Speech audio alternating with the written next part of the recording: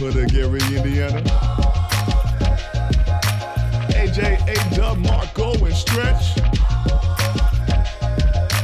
Keeping it forthright, vulnerable, and... Welcome back.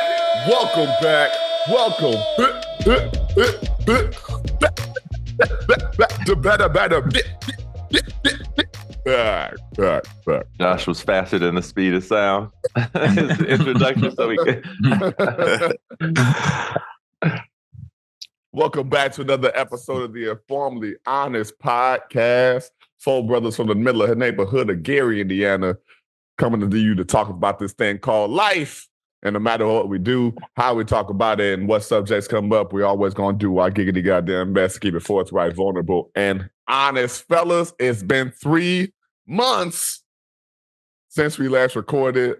Our dear audience, for those who tuning back in, we appreciate y'all for holding on to it. We needed a break. Adam was about to stab all of us in the neck because he was overworked. As you can see, his hairline has returned, and therefore the stress of life has eased up on him. And you know, Aaron is there, and Marcus looks like Jesus. And so, you know, everybody hairline getting pushed back. I was about to say, yeah. My shit's still kind of there, even though I don't line up, because two pet peeves that I've come to just accept. I hate these new trends of niggas with locks where like they got a whole half an inch worth of hair up here that they fade down and then start the locks back there. I hate that shit. I hate it so fucking. Is that a trend or just? I don't know what that is. If you can't start your shit up there, you don't have locks. Just accept that. It's like, that's what the fuck your hairline is. Stop playing. There's a guy with like 4 different hairstyles in one head. I seen that. Right. And on the same token, I probably should have said this one first to, you know, not look very red pillish. Women with this baby hair trend that covers up your entire forehead, hate it. Why is it next to why is it next to your eyebrow?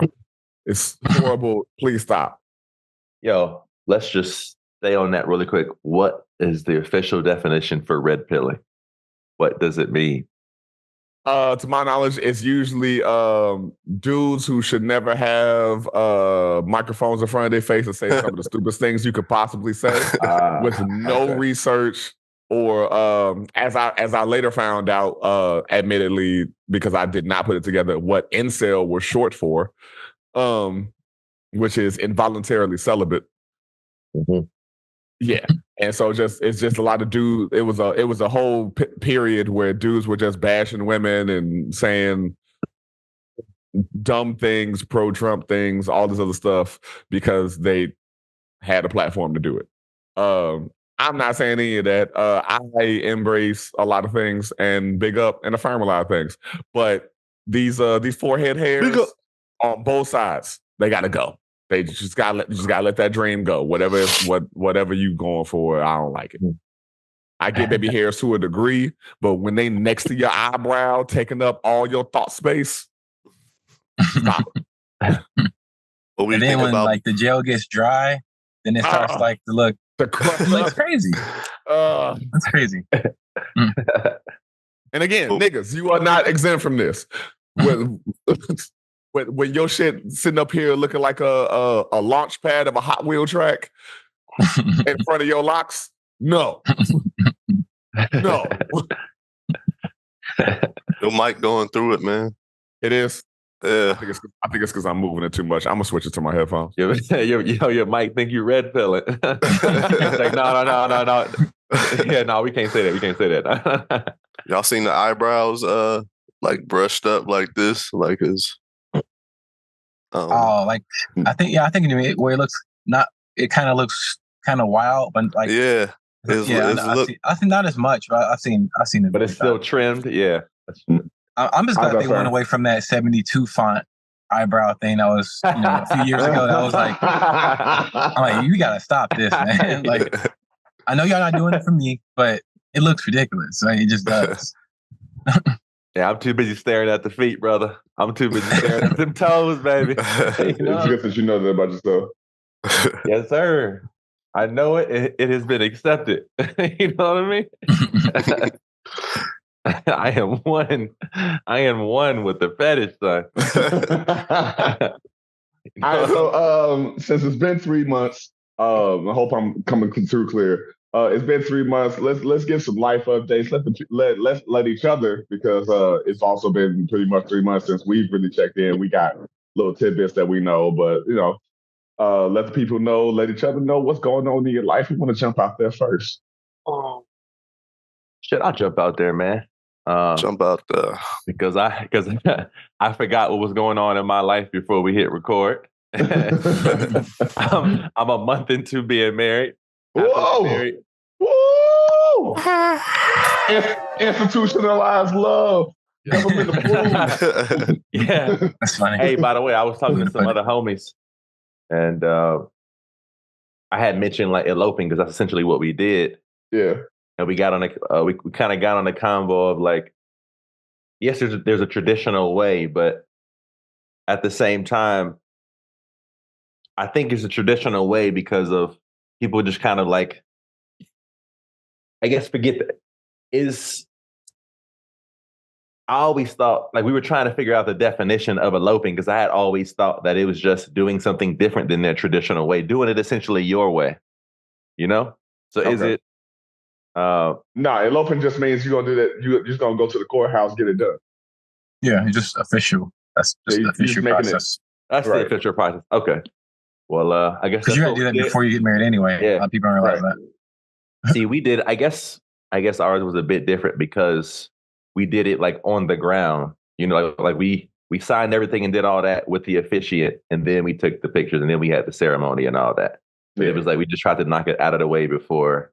But I guess it was the same thing, just being being on campus or off campus with it. Like, I don't know the process that Adam went through, but I know a lot of times like they'll just have the officiant either come before or like right after the ceremony, so they can sign the paperwork before they go out there to the reception and all of that kind of stuff. Yeah. I was ready to get jiggy and get it cracking, man. I guess I was there for it. I said, so we doing this? Cool. What time and place? I was going to say, the cool thing is there's no right or wrong way to do it. It's like however the couple decides to do it.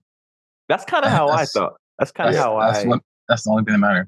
Always vibe with it. I never knew I never thought, I guess, about a actual definition for eloping, because I kind of was like, for me, it was just, yours might be some people's might be different than what is considered traditional, and that could be eloping for you.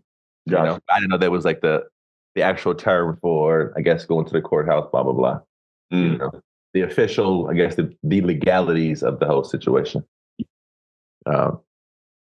Yeah. So a month and a half in, like I know you were saying offline that it's pretty much nothing's really changed. But do you have any particular feelings around it? What did it feel a ways when y'all were taking the pictures? Like, oh, this is my wife. Like, I know sometimes dudes be like, nah, man, that's my wife. Like my wife got to go, fucking clean my drawers. Like, that's my wife.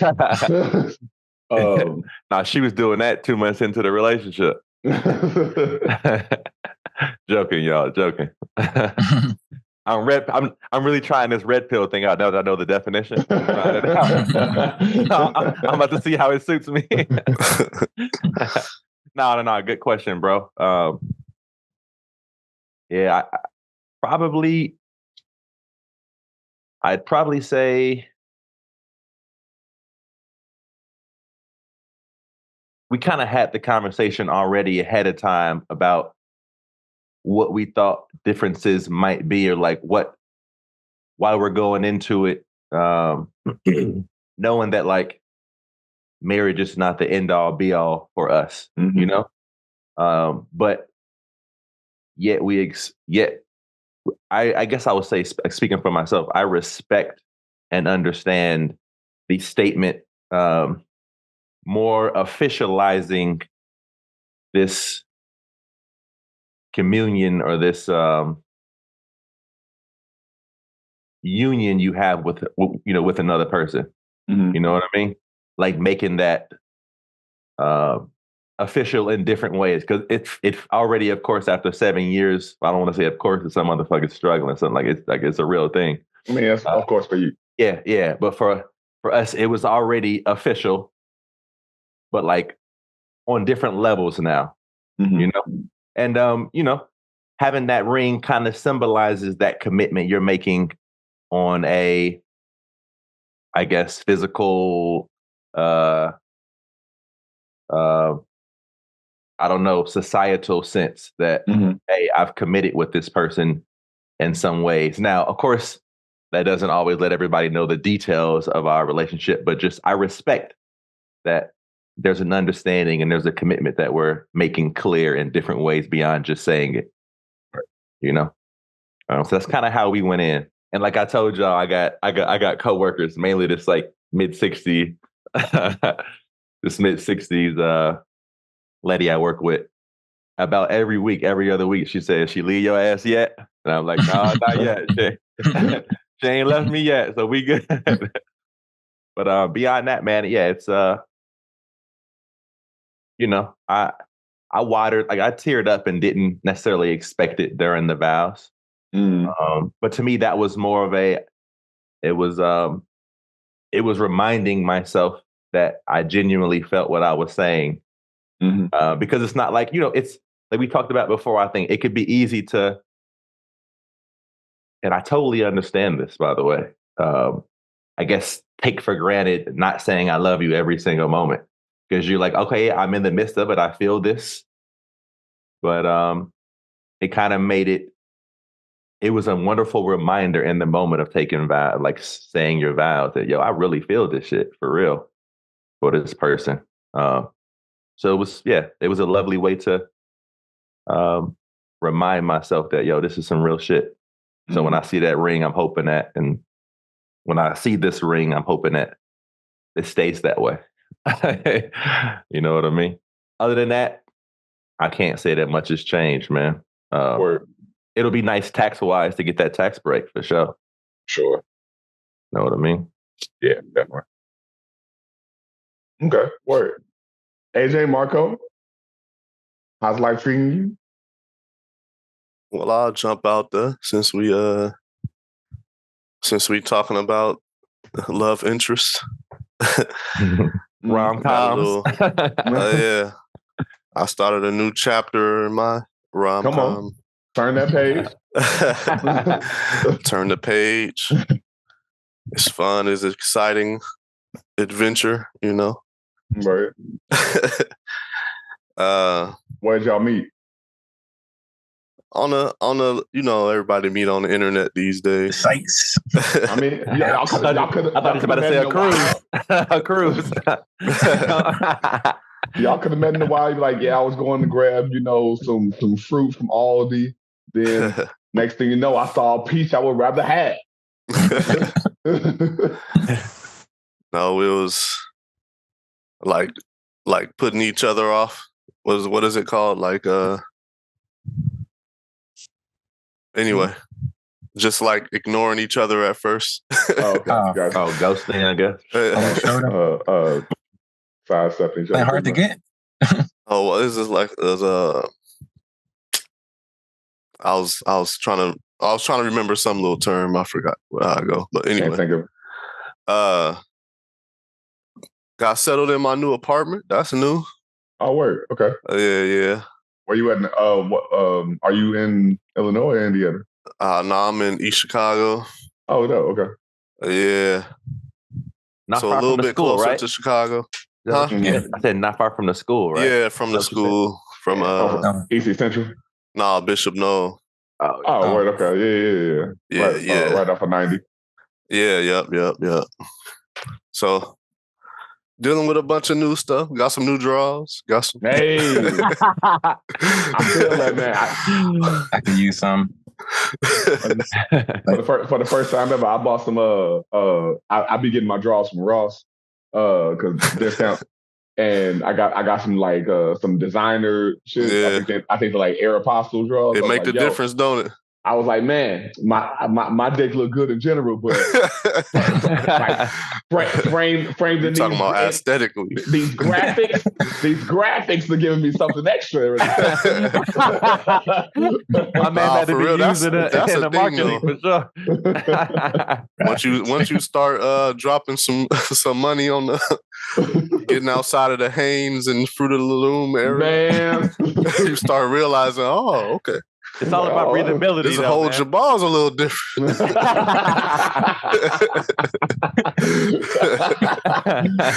Got that cup. Like this little shelf for you. Got little breathable ares too. It's like I went there. It is about breathability, but for me, it's also about, is this waistline gonna go to shit after like 3 washes?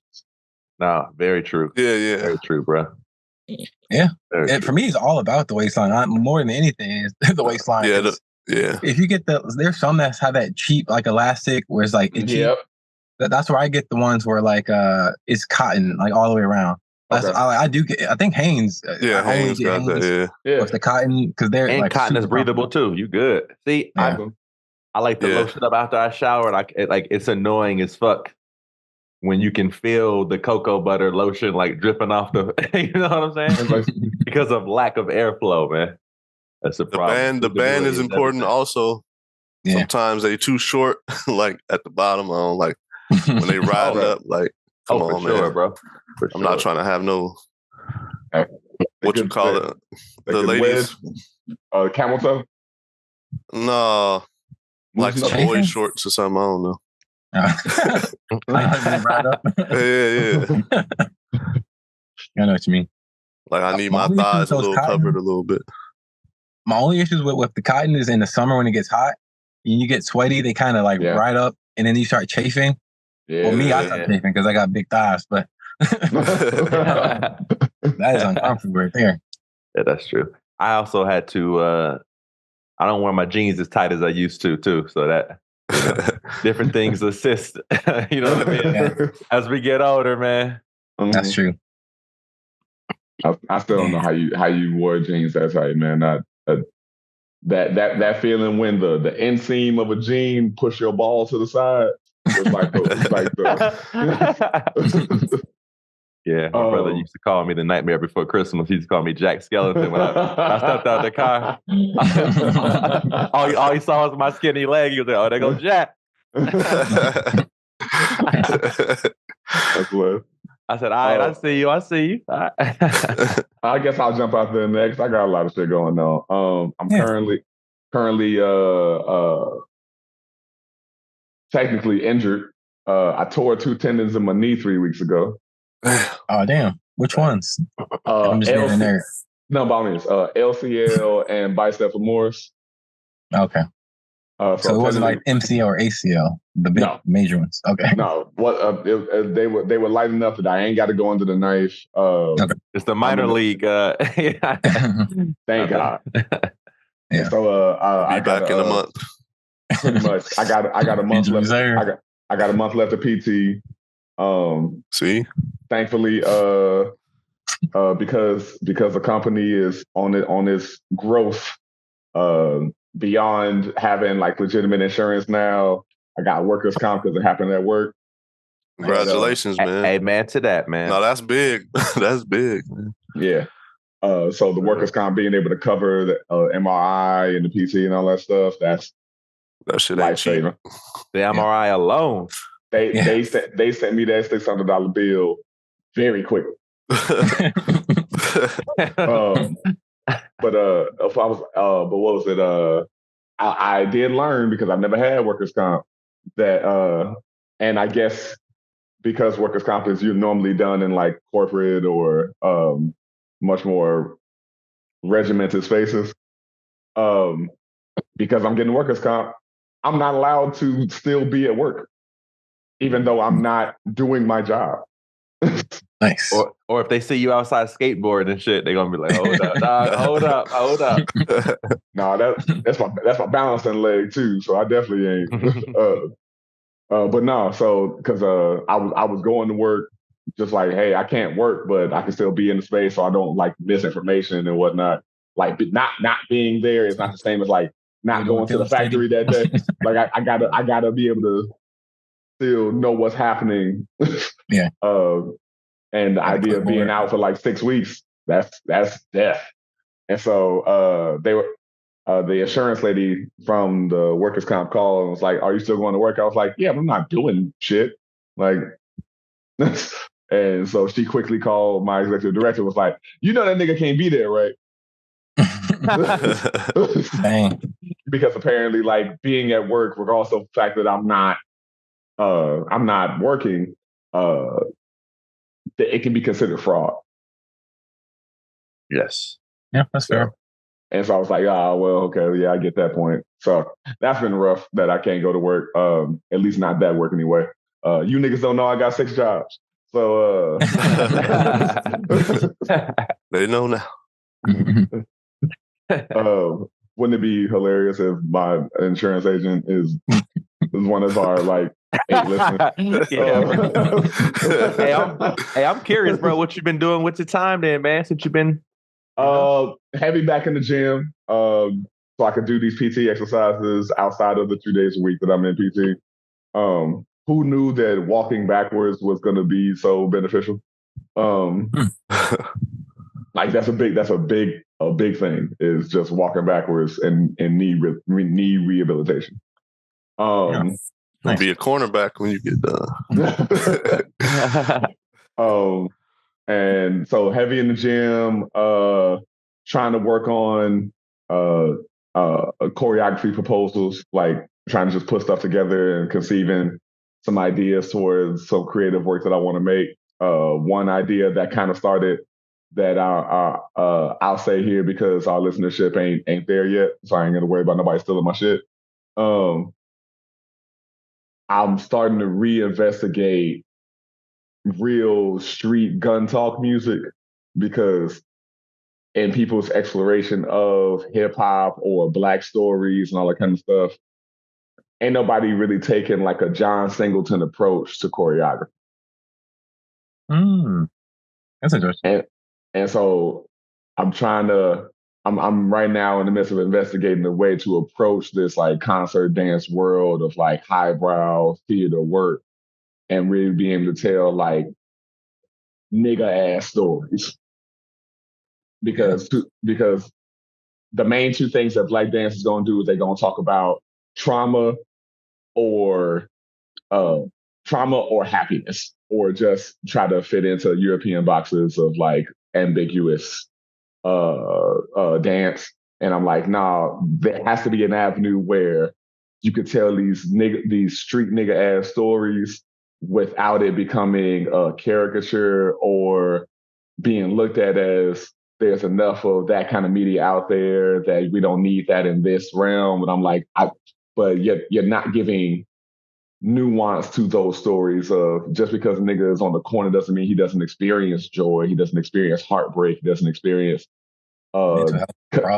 mental health problems, connection, all of those things. It has to be those avenues. And so I've been heavy listening to like Griselda and Wu solo albums and shit like that to try to find like what's the audio landscape of that of that realm, to start trying to figure out how to tell some of those stories. And so that's what's up. That's a good idea. If I could add anything to that, absolutely you can, sir.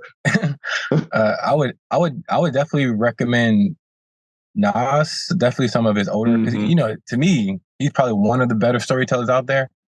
I even have a playlist that I made of, I don't think it's all of his storytelling songs, but like most of them. So it's just compiled in one playlist.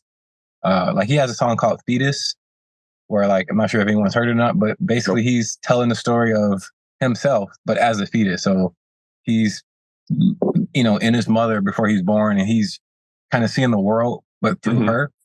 And like, apparently, his father's abusive. So he's telling that, but from the view of a fetus. And it's brilliant, frankly. And I think that kind of fits, even though that's not a street story per se, but it's still that hip hop. No, and it's not necessarily like street shit. It's just more so like I because these days I'm so creatively uninspired by a lot of music that's coming out. Yeah. I was just trying to think like, okay, so if the new stuff isn't working, then look back. And if we're looking back, so what is the point? And I made this work to the instrumental of the Heart Part 5 by Kendrick. And in that work, it's just a lot of like, it's, for lack of better terms, it's a nigga ass dance. Like the white people that have done it kind of struggle because the imagery that we're doing inside of it, they don't necessarily have too much reference for outside of media.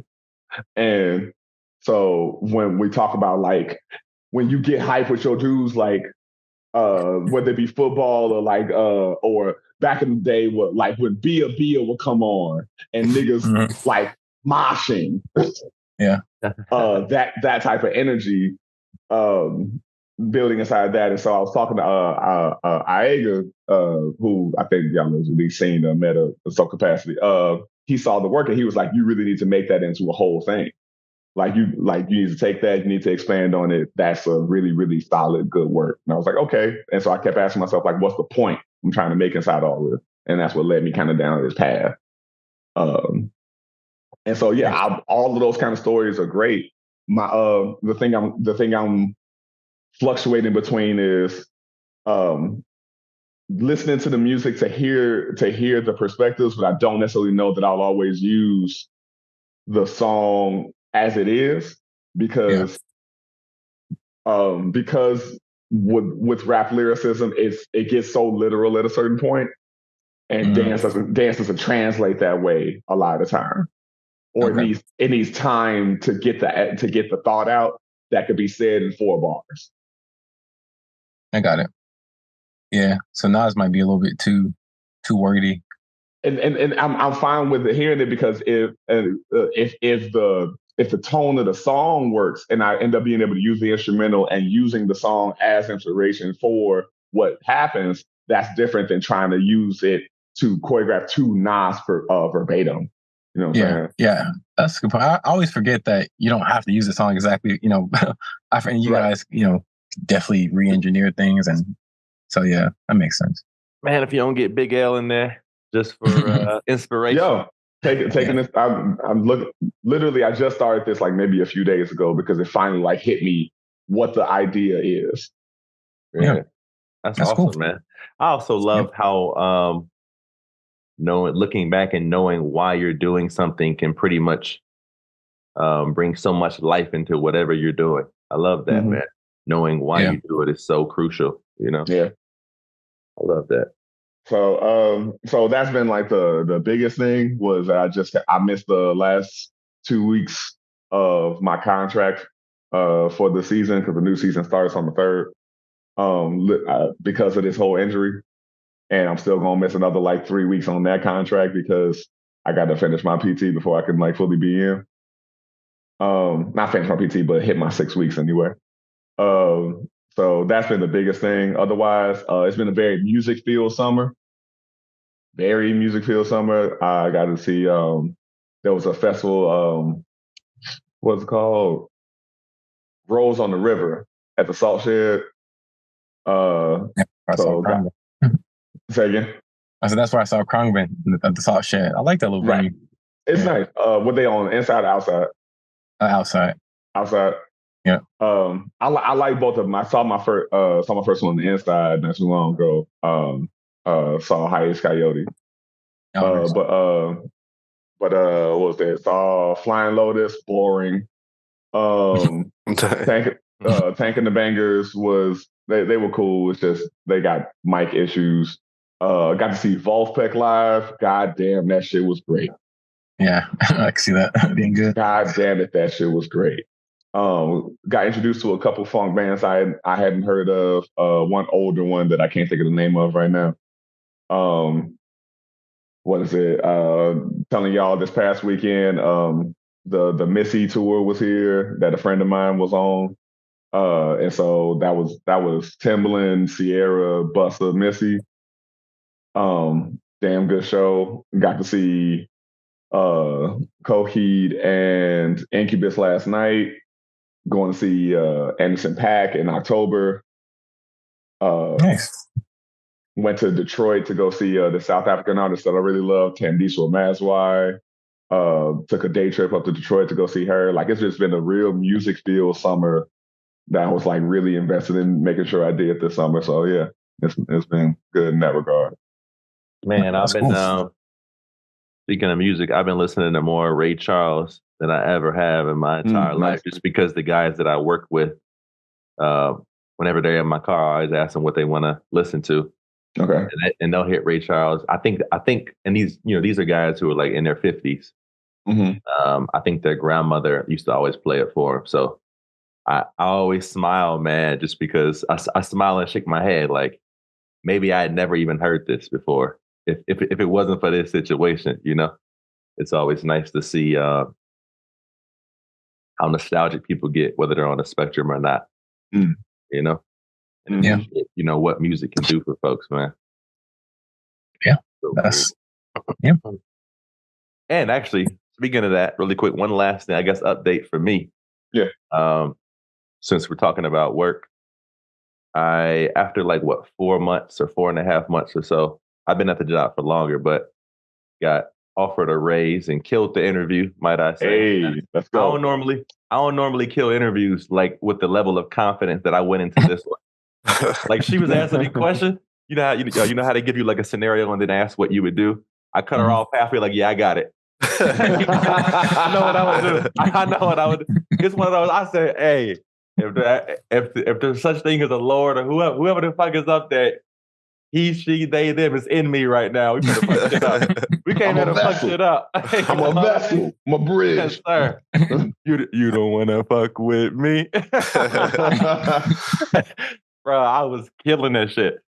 Got offered you had the chat GPT in your ear, man. Telling you what to say. Called me the next day and wanted to offer me the job, and I was like, well, here's why I turned it down. Here's where it gets sour. Called me the next day before the offer, before seeing an offer letter or anything, was like, we want to offer you the job, so I just want to know before we give you the offer if you want to move forward. I said, oh, that's not how it works. I need to see what that offer is to make sure it's fair based off of the amount of work that I know from having been friends with the previous person who was leaving to get her PhD and whatnot, go to graduate school.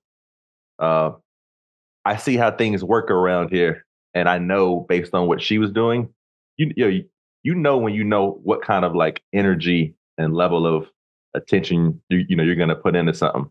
Mm-hmm. But this is one of the first times where I actually like stood up and was like, I have a certain amount of, I have a rate per hour that I'm gonna need before I accept this. So anyway, man, I was like, yo, can I just hit you back on Monday after the director sends me the offer? Monday comes, he hadn't sent it. This is like Monday evening. So I just text her straight up like, yo, do I have any negotiating power in this? And she said, unfortunately not. And I said, well, unfortunately, I ain't your man. This ain't the time. This ain't. You mean unfortunately not? How you not gonna let me? If you're making me an offer, I should be able to negotiate. Yeah. And it was only like $2 more than what I'm getting. And bro, this is like, sometimes it feels like on call. Like, I'm like, if I'm giving up my weekend, so to speak. Right. Not guaranteed, but like, I know, especially with new people coming in, turnover, different things. Some guys have different other challenges that everyone's not comfortable handling and working through. I know I'd be the resource. I'd be the person folks are reaching out to, help work through those things and get the level of understanding, clarity, whatever it may be. So it was unfortunate. Mind you, I should be very clear. The person who I'm having these negotiations with, these talks with, she's wonderful and does her best to get us fair pay and blah, blah, blah. It's just her hands were tied. So unfortunately, I guess that's like an update of like, I could have, I stood up for myself where maybe in past times I wouldn't, because I was raised I'm sure y'all will understand this, right? it was always like, well, if you get any leg up, any opportunity, take it, because to some degree it's true. Mm-hmm. It's $1 or $2 more. It's better than where you were. You can always keep grinding. But I also feel like to some degree, I got to understand my self-worth and my knowing the love and the energy I'm going to put into this and have been doing to pile on that much extra work. And I'm seeing what she's doing because I'm heavily involved on purpose to see like what this person is doing if they're going to direct me. You know what I mean? And like knowing the other side of that shit, it just ain't worth. It's one of those things where you feel like you're on salary, where you have 80 hours worth of, you have 90 hours worth of work, but you're only getting paid for 40. Nah. Yeah. So you can go, both ways. Gratitude is what I was always raised on. Hey, It's a leg up. It's another step. Take it and keep going. But sometimes I got to consider my life outside and what's going to be, can it be balanced, or is this fair in that way as well? So had to turn it down, man. Yo, such as life, I get that, bro. I'm sorry you had to go through that. Ain't nothing. There are a few things worse than somebody. I keep holding this mic like it's on. It's few things worse than people not valuing your time, your energy, your work.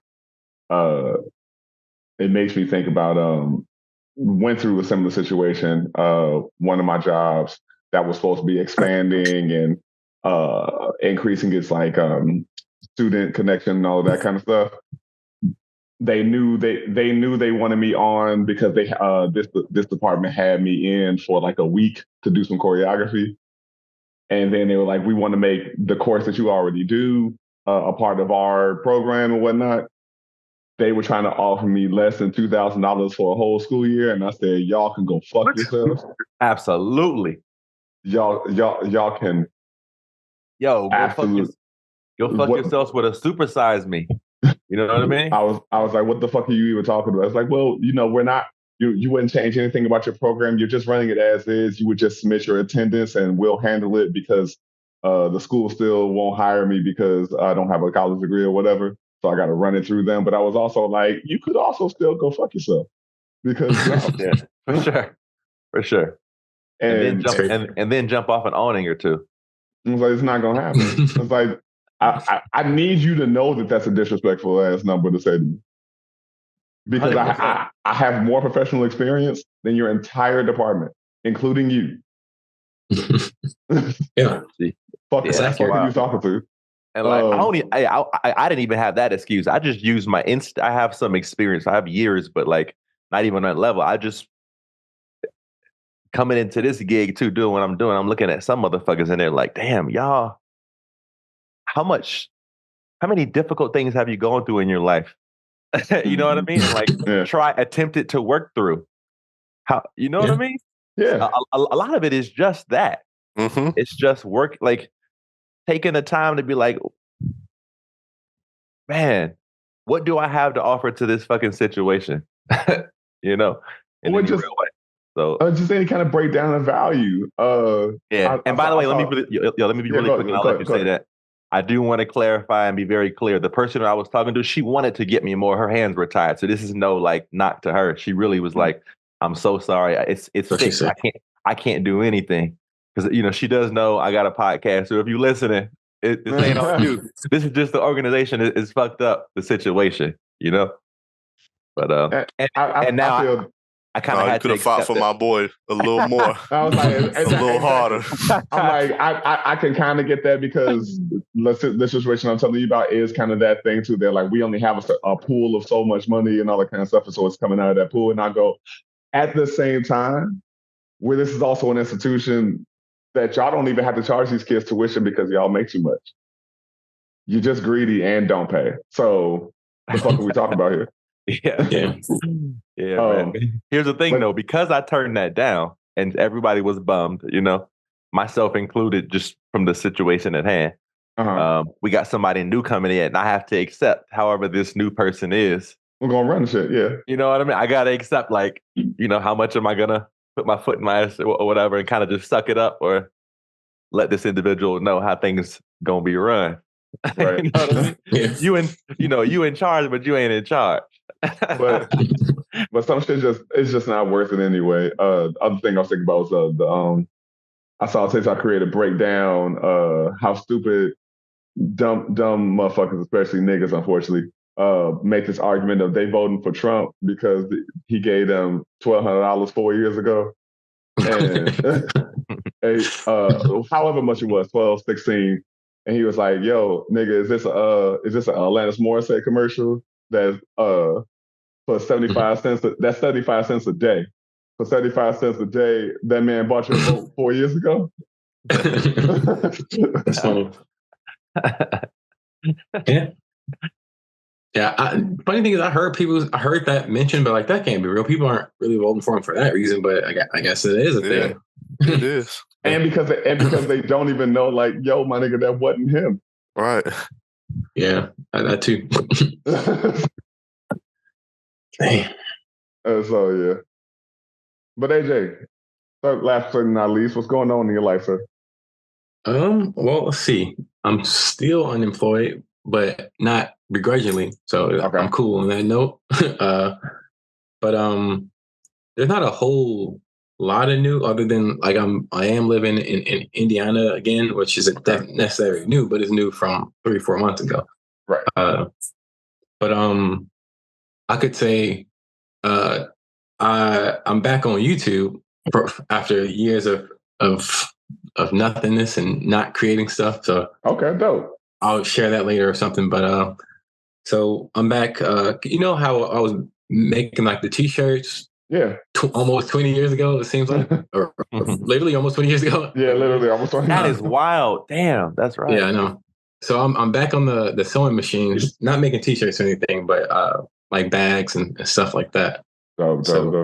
Just something new to keep me active. I like to just always be doing something, whether it's this or that. That's definitely probably the newest thing right now. Okay. As far as like what I have done, like I mentioned earlier, as far as the music thing goes, we did go see Khruangbin back in, I think it was June. We saw them at the Salt Shed, which was really cool. You got published on their IG page. Oh yeah, sure did. Yeah. So So me and Kirsten, we were actually there earlier than we wanted to get there early, just so we can kind of choose our seats. Yeah. I mean, not really seats, but we were on the front row just because we were there so early. But anyway. They have a photographer, which I'm almost positive is the bassist's sister. And she'll go around and take photos of, just people I guess she wanted to take photos of.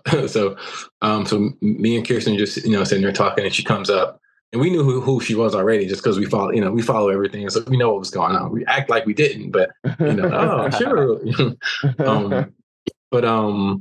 So yeah, she took our picture, but there's still no guarantee that you're gonna, be posted on their thing. But a few days pass, and sure enough, like I swipe, and there we are on their page. So that's definitely a cool experience because I feel like, for as long as Instagram or as long as they have an Instagram, our fanship is proven in digital posts. So that was a cool experience for sure. Yeah, but there's honestly not a ton of new stuff for me. Not life change like you guys seem to experience, but yeah, same old. Good shit. Yeah. Well, glad that you're immortalized in the digital footprint of one of your favorite bands, if not your favorite.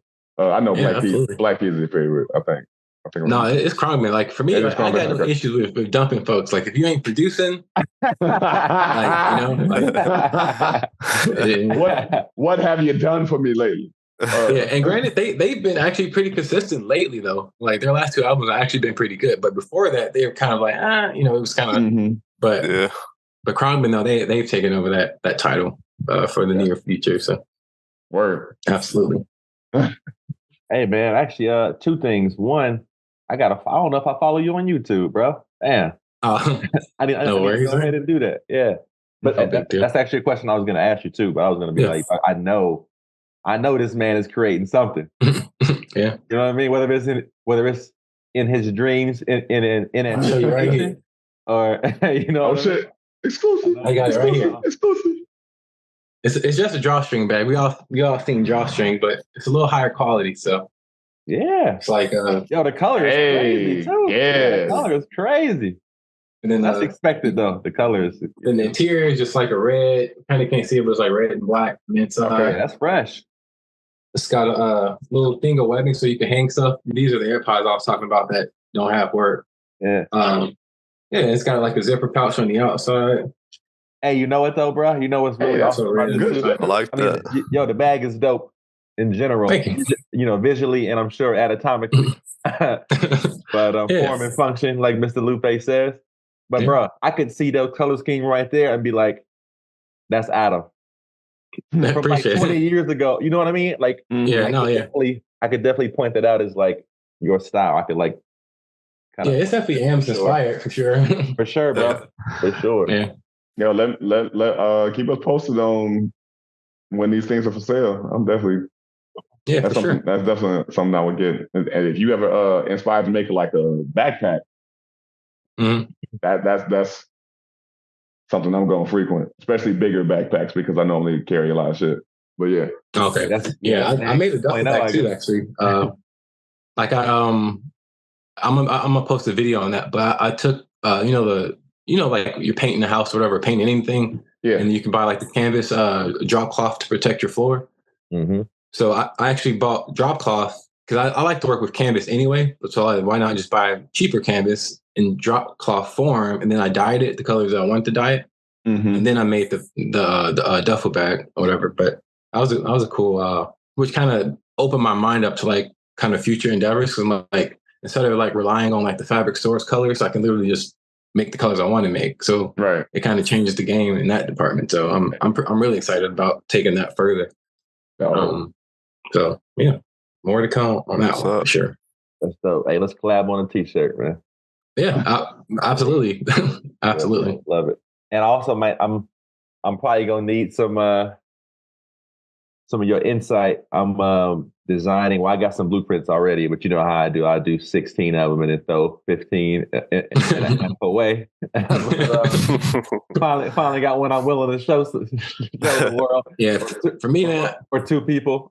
I just go for it. Like whatever. If I like it a little bit, I'm throwing it out there. I don't care. And like, but the thing is, you're always going to improve. Like the more you do it. So this isn't the best thing I've ever done, and it shouldn't be. But I'm just trying to just build on that, and the next thing should be better. The next thing should be better.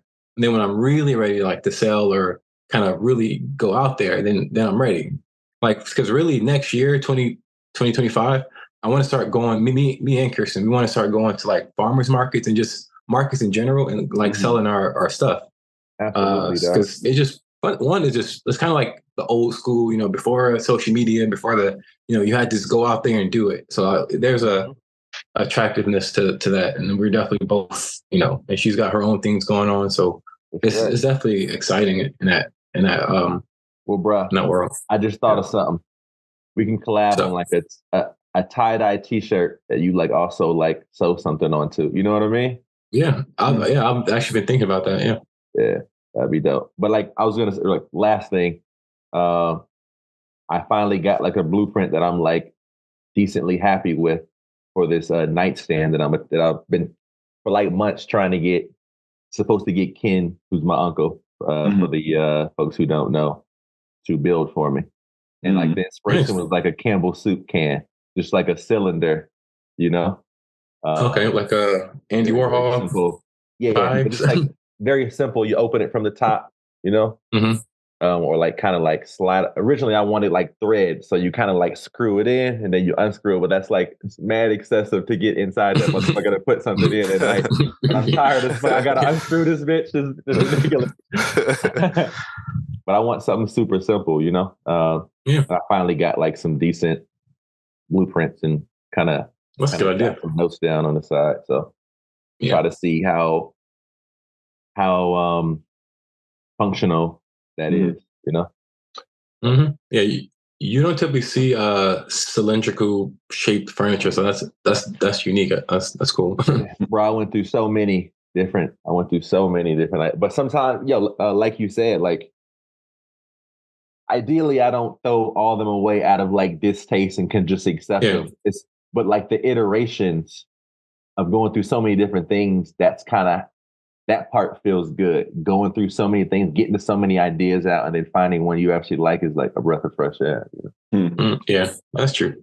I should probably do that more, honestly, because like I said, sometimes I'll think of something and just go with that and not even consider maybe this would be better. Like, maybe that'll make me a better designer. I like that way too, though, because at least you're seeing it through. You know what I mean? Yeah, like that's true. Any idea can go somewhere. It's just how far, I guess. You know? Yeah. Right. And you know what? Since we're on show and tell, you know how I mentioned I made like a baton. I actually made this when I was still living in Illinois. I actually made like, maybe this is why they let me go, but I'm joking. But I kind of made a lot of this on the clock, like because we had like these storage units, and sometimes when I didn't really have much to do, I would just go out because I'm the only one that really went to the storage units anyway, because I'm the one that managed them. Right. So I would just go there and make stuff sometimes, and I made this like baton. It's kind of like, I don't know. It's kind of like tribally inspired, like whether that's Polynesian, whether it's some African tribes, whatever, Hawaiian, but it's kind of in that vein. I'll grab it real quick. I think it's pretty cool. Yeah, for sure.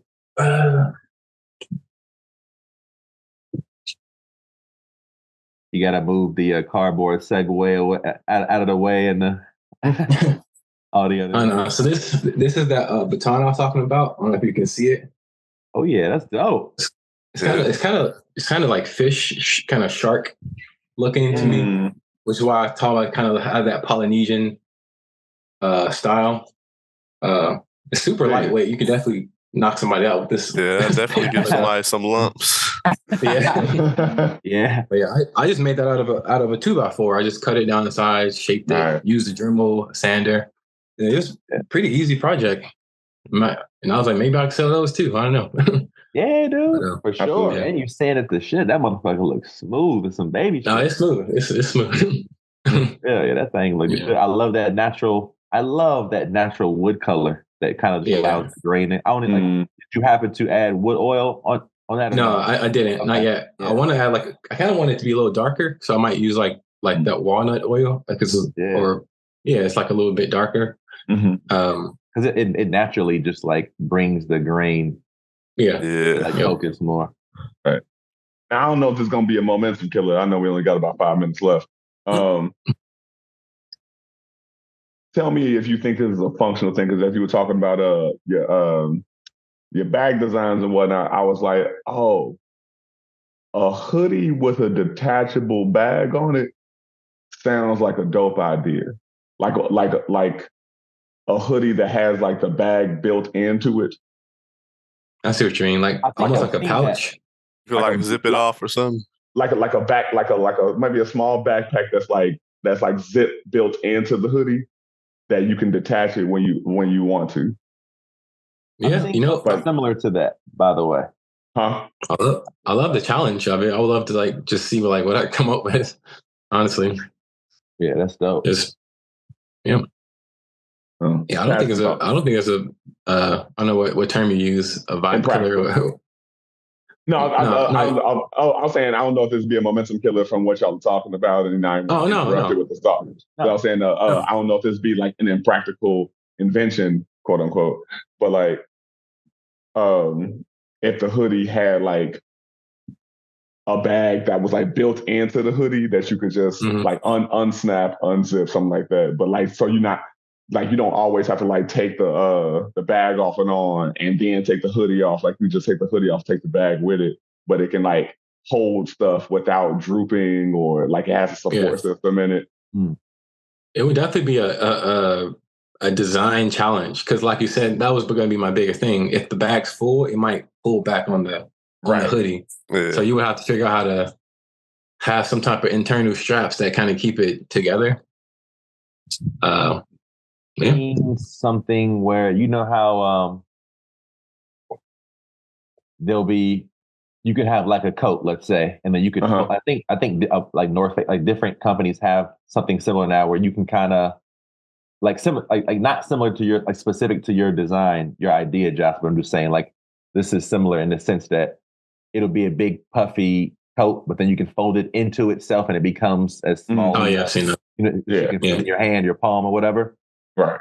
Something similar. Some MMA, was it like an MMA fighter or a coach or something? I would randomly found a short on either Instagram or YouTube, and this guy designed, it's a hoodie, but then it folds into itself and becomes a drawstring bag with the strings. Yeah, I think I've seen something like that. Kind of has the drawstring like hidden in a way. That's actually impressive. Like a flap inside the hoodie is actually hidden so it doesn't tug and stuff. Another reference for a vagina. A flap inside of a hoodie. Just how deadpan you just said that is the best. Like he's just, my man is so scientific, he's just clinical with it. You know what I mean? This is just what happened. Oh, that's cool, man. So yeah, but yeah, to kind of to wrap that part up, like I'm definitely, because I think I might have mentioned this a ton of recordings ago. I was like, this year, it might have been at the top of this year where I'm like, this year I want to get more into art and back to creating stuff. And I'm really happy that, I've done that. And I think, Kirsten, she's done that too. I'm not sure that was her goal, but she's more into it. I'm happy for us both. Yeah. Just found out Scarface died. Dang. Oh, dang. Rest in peace, man. Rappers a legend. Yeah. Man, rappers die so young. Like, it's like I don't know if there's ever going to be a rapper that gets past 65 because they seem to always. Yeah. He was dealing with some liver. He's not dead. He's just sick. He's not dead. Oh yeah. Oh, okay. Well, that's the thing. Like a lot of them die, and it's not even from the typical gun violence or anything, but like Prodigy, and like there's so many of them that died not from like gun violence. It's the craziest thing to me. Yeah. Jay-Z might be the first rapper to live past 70. Like he might be the first one. Yeah. Speaking of Prodigy, bro, I heard that the story goes, like the narrative around his death was that he supposedly choked on an egg. On an egg, yeah. That's wild. Oh. Is it? I thought he had like sickle cell or something. Yeah, he did, but he had been suffering sickle cell for a long time. Yeah. But I think I was watching some Ye interview or something like that, and he mentioned something like he supposedly, like the fucking narrative around his death was that he choked on an egg, which is such a random bizarre. In the history of humanness. Well, I heard that before, and nobody would really like confirm it. But like when you're weak, like stuff like that could happen. Right? That is true. Folks are trying to liken it to like folks are trying to go to what is the word? I guess I feel like I use liken it to something else. I'll just keep with that. Okay. But was it hard boiled, scrambled? Like yeah, like a hard boiled. I think they were saying like a hard-boiled egg, like how that is. And the conspiracy theorists don't believe it.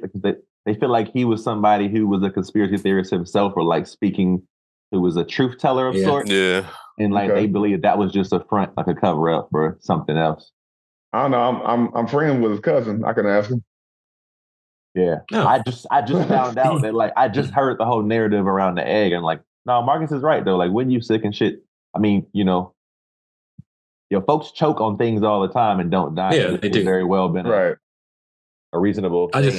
I was just because in my mind, because I knew he had sickle cell, I just assumed, and it was untimely. For some reason, he must have died from sickle cell. But I guess I'm ignorant in that department. I guess it weakens his immune system. Yeah, could have been a wild shit, man. Just speaking of sickle cell, history of. Yeah, which I would never say that. But speaking of sickle cell, have you guys seen that show on Netflix? Supercell. I just started. Yeah, Supercell. Yeah, I'm 2 episodes in. Yeah, I think I've seen one. I think I've seen first episode. It is good. It is good. What are my feelings about it? The writing is really good. So pretty good so far. I'm not saying that roadmen ain't dangerous, but come on now. Like with y'all are playing this up kind of hard. You talking about the UK gang culture? Yes, I'm like, stop it. It's kind of funny. There's some scenes in there you'll see it's even funny. I don't know if. I mean, it doesn't spoil anything, so I'll just say it. But there's like a scene where they're like on these scooters, like the electric scooters. And I'm like, that's just not intimidating, man. It's just not. I was just like, the dude that looks like Derek Luke, the main what's it, Taser on there.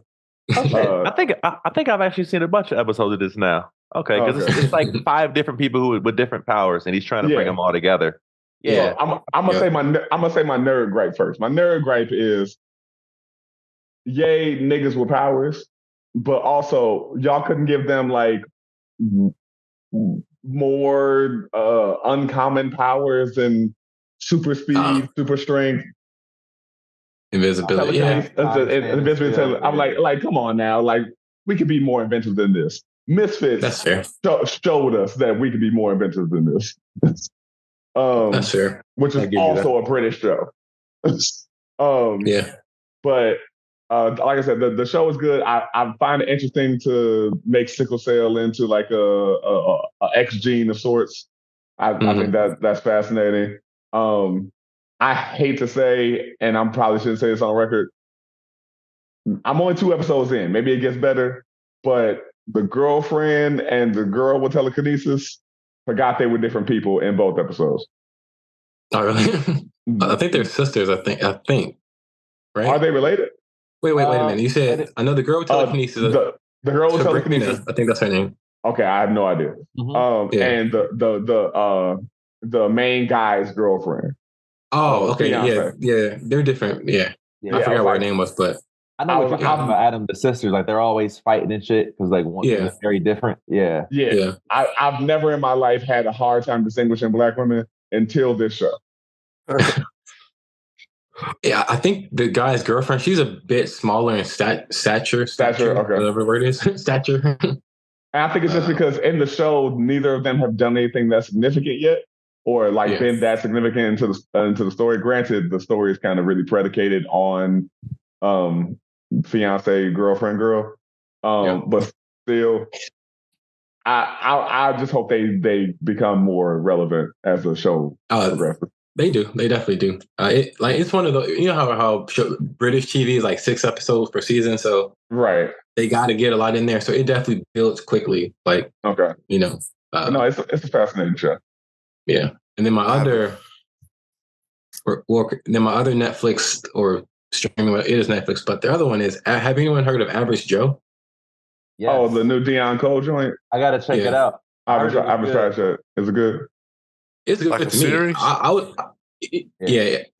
was skeptical because like Deion Cole, but it's pretty damn good. Like Deion caught me off guard. Deion's acting has gotten just really, really good over the years. I don't know if y'all saw The Color Purple, but no, I didn't see it. Deion plays Celie's dad. No, he can act for real. Like he can act for real, because literally it wasn't until like the very last frame of his character being a relevant person that I realized it was even him. And what's the Western? What's the Western called? It was really good. Not Hard As They Fall. Was it Hard As They Fall? Yeah. I think it is called that. He was decent in that. Yeah, he was. Yeah. So that being said, like it's pretty good. It kind of reminds me of what's that one called? Your Honor with Bryan Cranston. I'm watching that right now. Oh man, he a beast. That's so good. It is a good show, but also, why is the son so stupid? Why is he finding a new way? Why does he find a new way to be stupider every episode? It makes it a hard watch for me, to be honest. Yeah, I think a lot of shows have that character where it's like you want to strangle. Yeah, I think they do that on purpose. Your mic went out, Adam. Average Joe, there's a character like that too. It's like, okay, what he's doing. Did y'all watch Fallout? Yeah, that was good. That was good. I've been trying to catch up on stuff, man. Movies and series. Yeah, did y'all see Wolverine and Yep, Deadpool? That shit was pretty good. It was very, very funny. It serves no purpose to the grander MCU, but it's a thank you to the Fox movies. He referenced that all the time, the Fox and Disney shit. He kept going hard on that. Right, because of the whole merger and all of that. The show I could probably advocate hardest for right now is what was it called? Why is my Shogun? Oh, okay. I started watching that. Excellent. Y'all going to see that new Twister movie? I used to love the old Twister movie. What is it, Twisters? Twisters. I considered it more storms. Right. I considered it because there is a 4DX theater over here, but that's the only way I would go see it in theater. Oh man, I can't wait for that. I used to watch that movie a lot. We had the little. I loved tape. it, bro. I've always just been a fan of like meteorologists and like storm stories and shit like that. Anyway, I guess so. That's valid. Yeah. I'm gonna just wait for it to pop up on something for cheap. Like, right. I was gonna you know how like you can rent movies on YouTube and Amazon. Yeah. I'll just rent it. $25. Like what?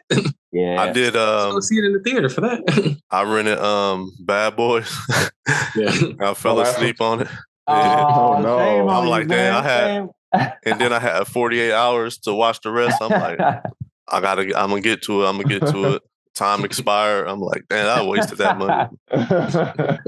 It seemed like that movie, they were just trying to put a whole bunch of cameos of. It was just like I like the last one. No, I heard it was good, and from the part that I seen, it was decent, but it was just like, I don't know if it was necessary. Necessary is kind of whatever. I don't know that any of those post 2 maybe is necessary. Like once it turns into a trilogy, it's like, all right. Yeah, I felt like I was watching what's that show? CSI Miami or something. What's that? Damn. Yo, that's cold. But I like that one. That's the only one I like. If anything in that movie was ratio.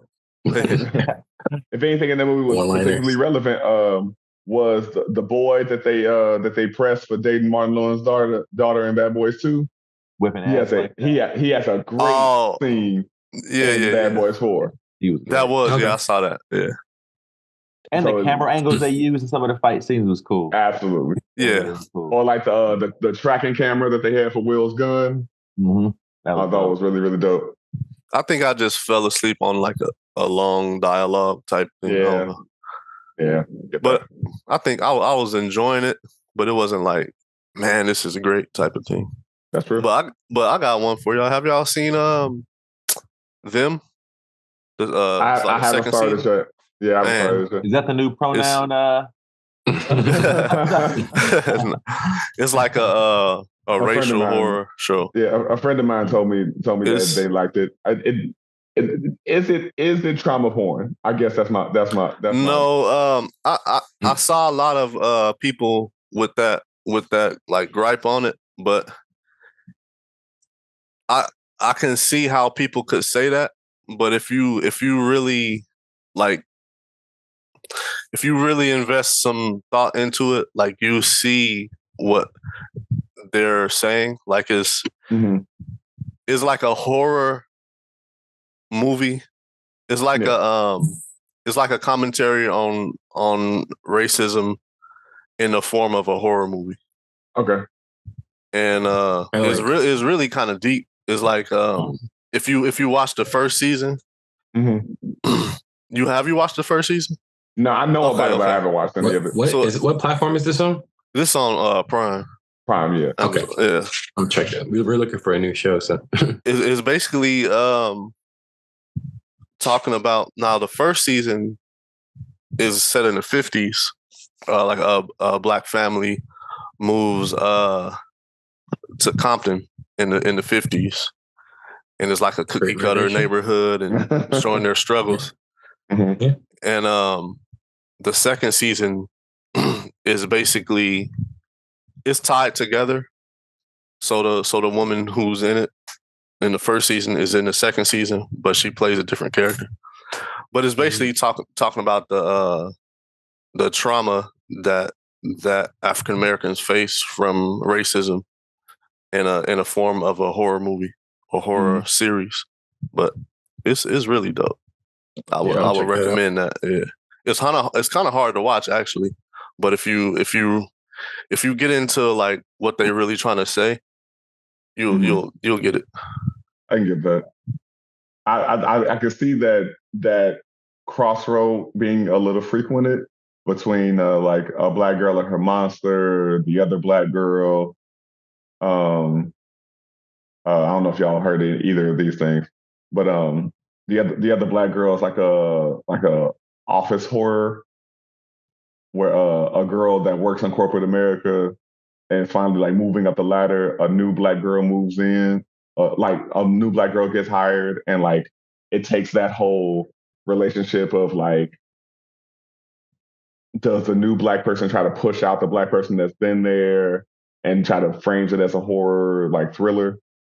It's actually pretty. It was done pretty well. But yeah, I've seen a lot of things kind of making this crossroads in media. Thanks. Yeah, it made me like look into like what people think about it, because it's like I can see how some people who are less informed about like the lasting effects of slavery and what Black people have been through, and look at that and be like, man, this is like they don't want to see it, they want to ignore it, kind of. Of course. And it's like, no, watch this. Like actually understand what's going on. Like even though it's like is not exaggerated, but it's kind of like situations that is not real, but you could see like, oh, this is a realistic scenario. Like these are realistic scenarios. And in real life is oftentimes stranger than or worse than than we see on TV. So stranger than fiction. Yeah, for real. Oh, well, yeah. Like for me, like catch up on. Well, never mind. We wrapped. Yeah, you want to say it? I'll just wrap up this. Like for me, like I know you mentioned like what trauma porn. Yeah. Like I definitely understand the concept, but for me, like how people are like against like slave movies and stuff. For me, though, I the reason why I've never been against them is just because on a regular basis, you got people who like will say, "Oh, it wasn't that bad. It wasn't that bad." And I'm like, as long as people still think that, I think they still need to be made until people realize it was that bad. There's people that completely disregard that. No, I mean, I get that perspective. I think for me, I don't think that they shouldn't exist. I don't get how they're still being newly made and not telling a different perspective, side story, etc. Yeah. Okay. And, because it is one of those things where like I go, Roots still exists. Yeah. If we're talking hell, as brilliant of a movie as 12 Years a Slave was, I was like, I never have to see this again. Yeah. And even if we're not talking about slavery, we're talking about mass incarceration. The movie about the Exonerated Five, or that series about the Exonerated Five, brilliantly done. Ava DuVernay is a genius. Yeah. I was scarred. Yeah, admittedly, I didn't even watch it, so I'm over here saying what I'm saying, but I didn't watch it because I knew, it. Yeah, and I'm like, it was too viscerally good. Yeah, and so I go, for me, I think it needs to exist. It's not for us though. But the thing is, we're the main ones that are going to indulge in it, because a lot of times people who need to know that information are not the ones who are going to frequent it. That's true. Yeah. And so that's kind of my big thing toward it is, I'm not saying it shouldn't exist by all means. Art deserves to be created, but I just go, who's the people that's going to indulge in this though? Because if we're telling these slave stories in hopes that, you might get an Oscar to make white people feel bad. Sometimes, yeah, I get those points, but sometimes I think like, man, this is not ancient history. Like, it's not. This stuff although we've been saturated in watching those things. Like, we had to watch Roots, we had to read these books, and we know a lot about the culture. Absolutely. But in the grand scheme of things, I don't think most Americans, I don't want to say don't care, but they just want to wave it off, like, get over it type stuff. Well, I think there's a lot of lack of and misinformation toward what how long ago it actually was. I love posts that be talking about, like, hey, just so y'all know, what was it? Thomas Jefferson and Harriet Tubman were alive at the same time. And Harriet Tubman and Ronald Reagan were also alive at the same time. That's crazy. That's valid. and so like when you put stuff into that kind of perspective, then it helps people get it. But because especially we live in this very like fast-paced microwave-ass society where a thing that was very relevant 2 weeks ago is nowhere near relevant today, it's hard for people to get, like, years don't matter.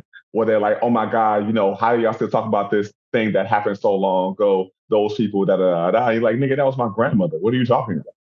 Exactly. Like, I always tell people, like, my parents were alive when their parents couldn't vote. Yes. That's insane. Like, that's insane to me. So, I mean, it's not, like you said, it wasn't that long ago. So. It wasn't even 100 years ago. That's why that series, Them, is kind of crazy, because it shows, like,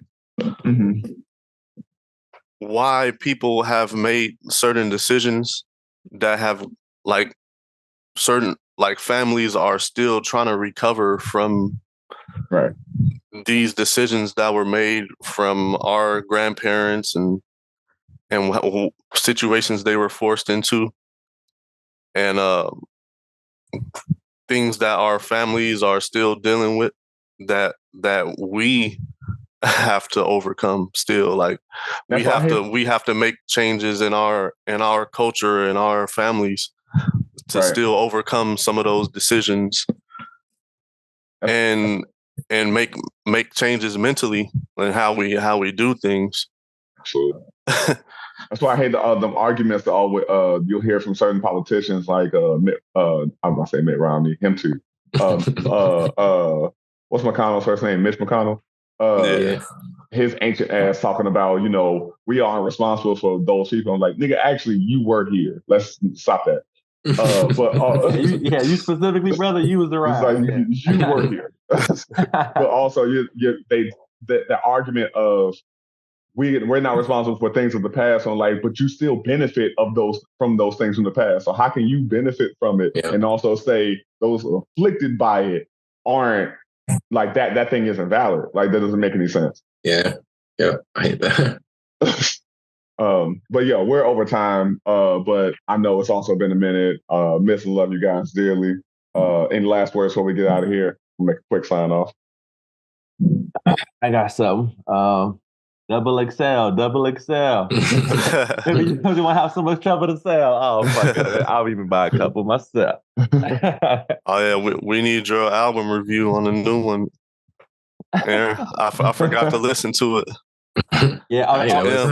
You fell asleep, huh? Hi, Marco. It is very interesting listening to a damn near 50-year-old man still talking about killing children the way that he used to 30 years ago. But no, it's some funny things inside the album. I would love to talk about that album. I would love to talk about Samurai. Because Samurai is the best project that Lupe's put out in quite some time. Yeah, absolutely. I agree. But yeah, We love y'all. We appreciate you. You know where to hit us, informallyhonestpodcast@gmail.com. Informally honest on everything except Twitter, that thing that we never post on, informally_HP.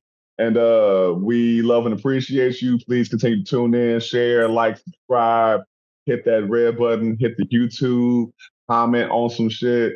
It's one of these days, maybe while I'm injured, I'm finally going to get to making some clips. And we going to do what we going to do. And we appreciate all of y'all who's been rocking with us for the past 4 years. 3+ years. And yeah. Almost 5. Almost 5? Yeah. I have no concept of time. Almost 5 years we've been doing this podcast, and we know that, you know, we hitting the ground. We're very grassroots inside of how we do this. And for those of y'all that have been sticking with us, we appreciate you. So every conversation that you have, every connection that you make, and every individual that you choose to copulate with, we hope that you keep it forthright. We hope that you stay vulnerable. And we always want you to do your giggity, damn, as the kids say, damn best. I laughed to myself when I found out the kids were saying "gyat," and I was like, that was just the sound I used to involuntarily make when I saw a fat ass. That's now been codified, I guess. Yeah, I feel like we used to say that. It was like that. I was like, wait a minute, why are they saying like that's the new slang? I was like, none of us even made that up. It was just a thing you see an ass like, yeah, like that was just a thing. This is a sound that just came out. Don't get me started on that shit, man. Over the weekend, bro, I was just at a fucking vintage market, and this shit looked like my childhood closet growing up. I said, these motherfuckers are able to resell this shit. This is driving me crazy, man. Oh, man. Make some fucking money. Yo, the Gen Alpha kids and their slang, it doesn't even there's no context clues for the shit anymore. I heard skibbity pap or some shit one time, and I was like, what are we talking? So I've accepted it. Nigga is washed, but yeah. By all means, y'all, do your skibbity pat best. Keep it vulnerable. That's the Informally Honest Podcast. Much love, y'all. Peace. Peace, world, and thanks for listening.